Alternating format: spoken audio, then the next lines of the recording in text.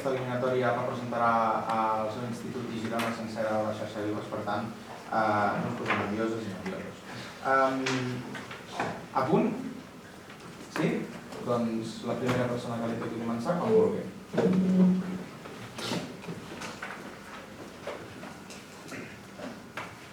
Et despertes amb els 4 rajos de sol que es filtren entre les cortines de la finestra. Mires amb els ulls encara mig clucs cap al rellotge penjat de la paret. Les 7:35. T'aixeques de cop, inundat per una sensació d'angoixa en veure que no tens temps de res. Et poses el primer que trobes a l'armari i te n'adones que no pots parar ni un segon per preparar-te un cafè. Surts de casa amb l'estómac buit i un mitjó diferent a cada peu. Les broques del rellotge indiquen les 7:52. És tard. Hi ha 20 minuts a peu fins a arribar allà on has d'anar, i ja no hi arribes a temps. No he trobat a falta res a la història que us acabo d'explicar? Bé, ja us ho dic jo. Al protagonista d'aquesta història li han mancat un parell de simples elements que per nosaltres són tan quotidians com imprescindibles. Un telèfon mòbil, amb el qual el problema de l'alarma s'hauria solucionat, i un mitjà de transport o un vehicle que li hauria facilitat l'arribada al seu destí. Probablement esteu pensant que aquesta història és una mica irreal o bé exagerada, però si em permeteu, m'agradaria recordar-vos el que va succeir el 22 de gener, amb el famós Glòria. Ens vam llevar que alguns ni podíem posar les persianes elèctriques o obrir els llums. De fet, recordo que jo anava a casa meu amb llanternes. Al llarg del dia no vam tenir ni aigua calenta, i alguns fins i tot ni aigua potable. Aquest dia va ser impactant per mi, i estic segura que per molts de vosaltres també. Però recordeu com us vau sentir? Potser enrabiats, frustrats, impotents o fins i tot angoixats. I tot això només per la mancança d'una sola cosa, la nostra estimada tecnologia, a la que per costum li hem tret la importància que té i que quan ens falta ens adonem de la comoditat i felicitat que ens aporta. Bé, perdoneu que no ens hagi presentat. Bon dia, membres del jurat, del públic i de l'equip de debat rival. Som la Sara, l'Àlex, la Carla i jo, la Paula, i estem aquí en representació de l'Institut Carles Rahola i Llorenç. Primer, ens agradaria agrair a la xarxa Vives d'Universitats, a la Lliga de Debat Universitària i a la UDG l'oportunitat d'estar avui aquí i permetre'ns demostrar-vos com la tecnologia augmenta la nostra felicitat. Fent un simple cop d'ull a la nostra societat, és evident que la tecnologia, que estem envoltats de tecnologia. La trobem al nostre dia a dia i és fàcil esmentar simples arguments tant a favor com en contra que responguin a la pregunta proposada. Nosaltres hem intentat anar una mica més enllà de l'obvi i portem arguments de diferents temàtiques, però que intenten no caure en la típica justificació que ja tots coneixem.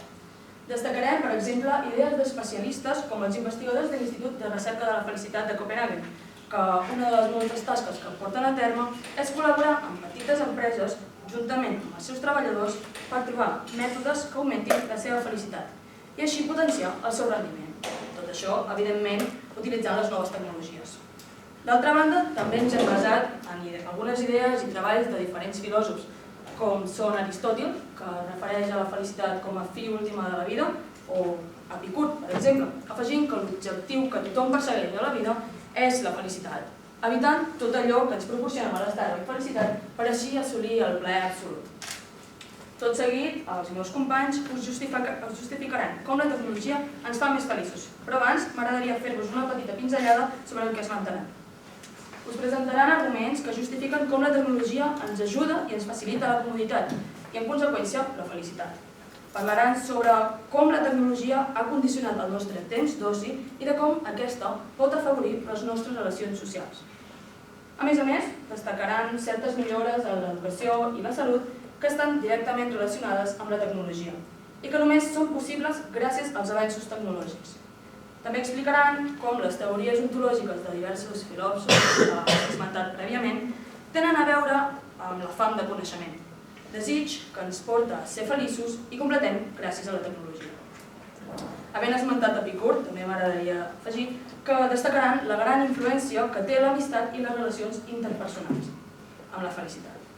Un cop introduït els nostres arguments, vull comentar que en un principi al nostre grup hi havia opinions divergents respecte a la relació que té la felicitat amb la tecnologia, però investigant i debatent ens hem convençut, permetiu-me que corregeixi, més que convençut, podem afirmar que la tecnologia ens fa més feliços i hem vingut aquí a debatre i justificar el per què. Merci.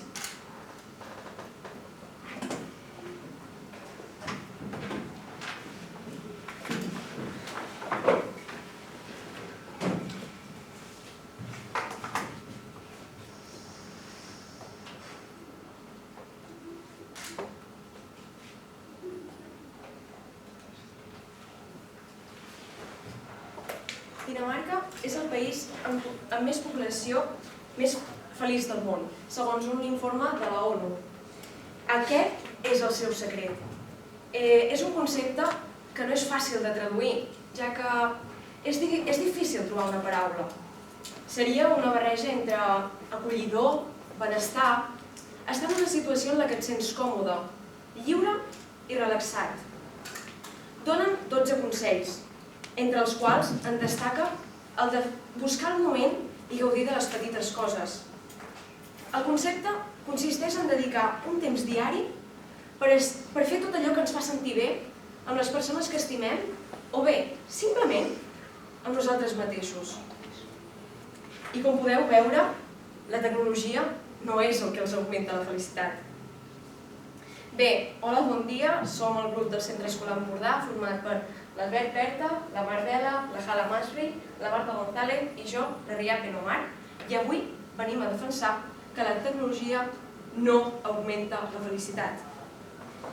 Bé, no us ha passat mai que de cop us n'adoneu que sou feliços? Sense cap motiu en concret. Simplement us adoneu que us omple allò que feu, que sentiu i que no necessiteu res més. Bé, en primer lloc, m'agradaria recalcar que la felicitat és el fet de satisfer les nostres necessitats emocionals. I com podria un factor material com és la tecnologia arribar a influenciar-hi? Parlem de felicitat com un estat a llarg termini i no com una emoció puntual i amb data de caducitat, com és l'estar content. Podem acceptar que quan et compres un mòbil nou et sents content durant un període de temps, però tots sabem que al cap d'un mes o dos aquesta il·lusió ja no és la mateixa que la del primer dia. En segon lloc, després de donar-li moltes voltes a la pregunta del debat, que és si la tecnologia augmenta la felicitat, donem per suposat que la felicitat té diferents graus. Però vostès serien capaços de dir-me quin és el seu grau de felicitat? Per nosaltres, la felicitat no és mesurable, sinó que tan sols és detectable. I som capaços psicològicament de saber si som feliços o no. I és que m'agradaria remarcar que som feliços. Ja està, ni molt ni poc. Bé, parlant-vos sincerament, aquesta pregunta ens ha semblat molt complicada de respondre, ja que, donat que des que hem nascut hem estat envoltats de tecnologia, ja sigui més o menys complexa. I és per aquest motiu que per analitzar si la tecnologia influeix en la felicitat hem hagut de determinar quin és aquest estat de felicitat. Doncs, després de llargues discussions, hem arribat a un acord.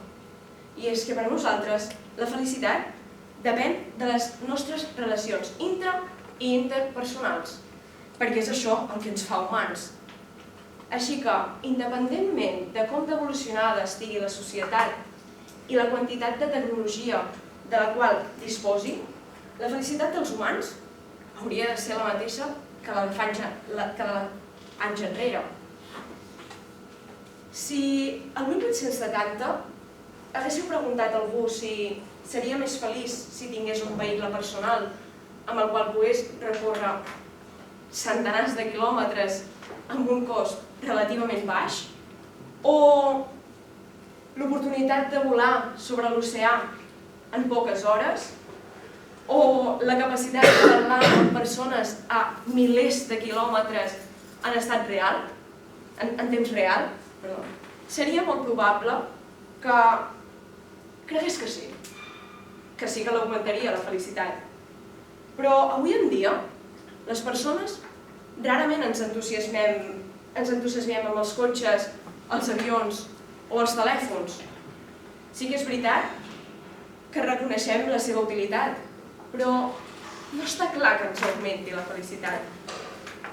Així doncs, tornant a les meves paraules inicials, nosaltres defensem que la tecnologia i la felicitat no estan directament relacionades. Moltes gràcies.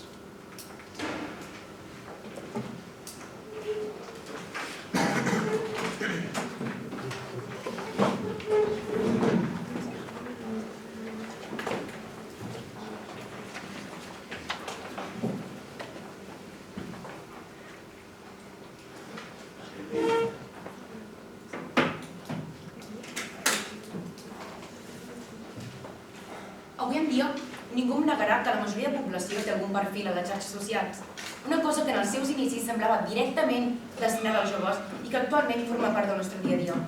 Alguns exemples poden ser Facebook, Tinder, Twitter o Instagram. I com ha dit el grup contrari, la felicitat depèn de les relacions personals. És un dels seus factors que modifiquen el grau de felicitat. I nosaltres us volem preguntar, què tenen en comú totes aquestes xarxes socials? En totes pots conèixer gent. L'afinitat d'elles ara mateix és el que menys importa. Descobrir noves persones manté una sensació d'intriga, d'emoció, i si aquesta relació funciona, de felicitat. Però realment és important conèixer gent per ser feliç? El tema ja va ser tractat antigament pels epicurs. Segons ells, l'assoliment de la felicitat és necessari evitar tota forma de sol·licitud. Conseqüentment, l'amistat hi té un paper cabdal. L'amistat consisteix en trobar a persones compatibles amb tu. A part dels epicurs, actualment també hi ha persones que defensen la mateixa idea.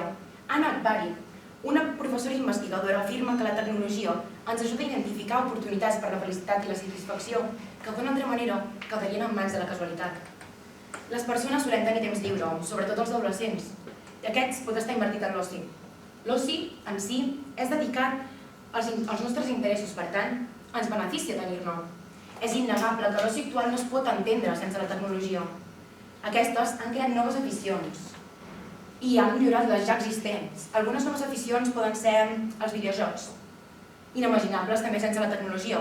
Maria José Massanet, una professora de comunicació audiovisual, respecte als videojocs, opina que els nois i noies aprenen estratègia, aprenen a gestionar temps, idiomes, a comunicar-se, a liderar i fins i tot aprenen història. Estic segura que aquest petit canvi en l'oci ajuda a aprofitar molt més el temps de tots.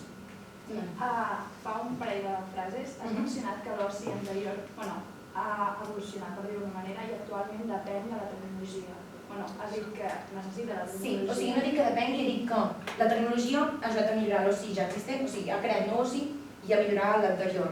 Si vols t'he posat algun exemple. Com per exemple la visualització de pel·lícules. O sigui, antigament el cinema o tot això era una cosa més restringida o molt d'oci que nosaltres podem. Actualment, a la classe popular el que vam tenir antigament era només per la classe alta. L'exemple que posem al cine és l'exemple ben clar. Pel·lícules, ara actualment podem veure pel·lícules a casa nostra amb les plataformes de streaming i abans quan la tecnologia no havia avançat no es podia fer això. Bé, doncs no creus que la gran part de l'oci d'avui en dia sí que necessita la tecnologia per realitzar-se i que això està jugant en contra nostra, perquè llavors sí que estem depenent d'una certa tecnologia per passar-nos bé? No, d'oci n'hi ha de molts tipus. Només estic dient que la tecnologia ha creat un nou oci. Un nou oci no és aquest oci prou, és un oci alternatiu que també augmenta la nostra felicitat. Bé, en el tema de la salut es pot veure clarament els avenços de la tecnologia. Avui en dia hi ha màquines que fan funcions molt específiques i que gràcies a elles els metges poden fer diagnòstics molt més precisos. Us posaré un exemple. Fa relativament poc temps que una persona tenia una malaltia, ho sabia, i no ho sabia. Arribaven els símptomes greus i ja no hi havia cures. Per això la gent moria de malalties que avui en dia són fàcilment curables. La tecnologia ens proporciona moltes facilitats pel nostre dia a dia i són tan bàsiques que a vegades no ens n'adonem ni compte. Una felicitat més visible és tenir tota la informació al nostre abast. Actualment només necessites un mòbil, una tauleta, un ordinador per poder accedir a la informació que tu vulguis. Per això mateix diguem que la tecnologia actualment ens potencia la nostra felicitat tant en l'àmbit de la salut, en les relacions personals i fins i tot en l'oci. Moltes gràcies.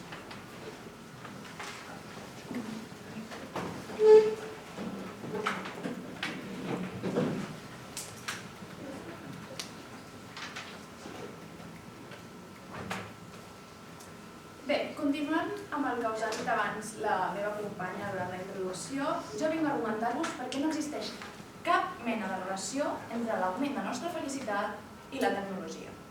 Per dir-ho d'una manera, això són trigues d'un altre planeta. És com si estiguéssim comparant naps i cops. M'agradaria remarcar el perquè.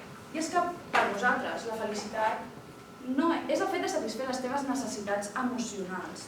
I com podria un factor material com la tecnologia arribar a influenciar-hi? La felicitat és molt més complexa del que us pot arribar a semblar. I és que no es tracta d'una emoció puntual, com seria l'estar content, on m'agradaria fer menció del que ha dit a l'equip rival amb l'oci. Poder sí que la tecnologia ens ha permès crear noves maneres de passar-nos-ho bé, però és que això són emocions puntuals, és estar passant-ho bé en el moment. És que la felicitat és un estat a llarg termini, és un judici complex, i és que és molt difícil de determinar. A més, si realment defenséssim que la tecnologia és capaç d'augmentar la nostra felicitat, ja no seria un tema que amoïnés tant els éssers humans, perquè envoltats de cada cop més tecnologia donem per suposat que cada cop seríem més feliços. Sí, digues. Perdona, però com acabes ara de comentar de l'oci, realment